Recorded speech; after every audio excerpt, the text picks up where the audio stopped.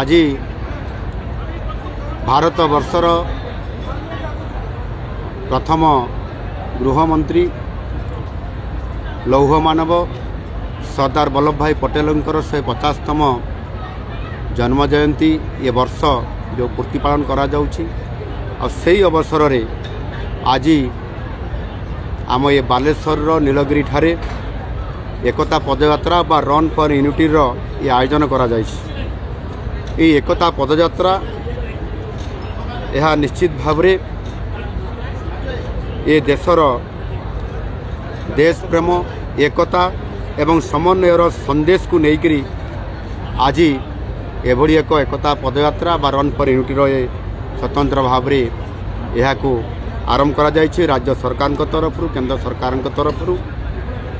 एवं आम देशर युवशक्ति को एथिरे शामिल करा जाउछि। से माने निश्चित भाव रे हमर ये देशर भविष्यत एवं से युवशक्ति को लेकर ये जो पदयात्रा आरंभ होछि यह निश्चित भाव रे से माने किभली भाव रे आम देशर आगामी दिन में नेतृत्व नेबे एवं ये नीलगिरी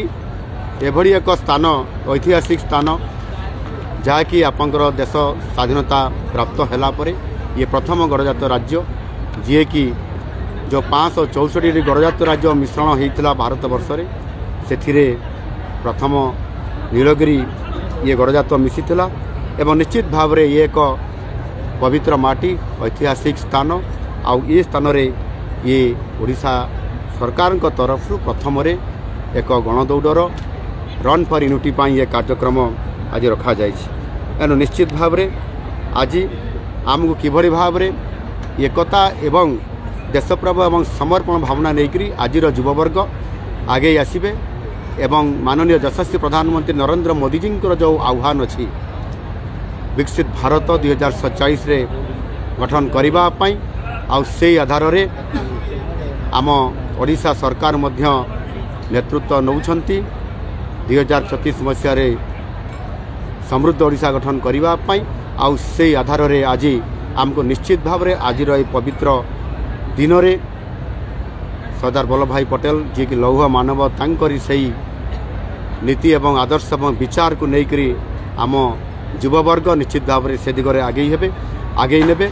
एवं ओडिशा जो 2036 रे आम ओडिशा प्रदेश गठनर 100 वर्ष पूरण करिवो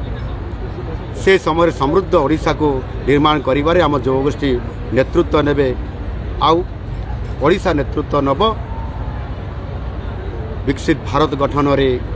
एक इंजिन रो हिसाब रे काम करिवो आ से आधार रे आज ये पदयात्रा निश्चित भाव रे आज युववर्ग को उत्साहित करिछि। आज ये कार्यक्रम आमको सूचना दउछि आगामी दिन रे निश्चित भाव रे ये जो समृद्ध ओडिशा गठन रे बालेश्वर प्रथम जिला हिसाब रे निश्चित भाव नेतृत्व नब। धन्यवाद।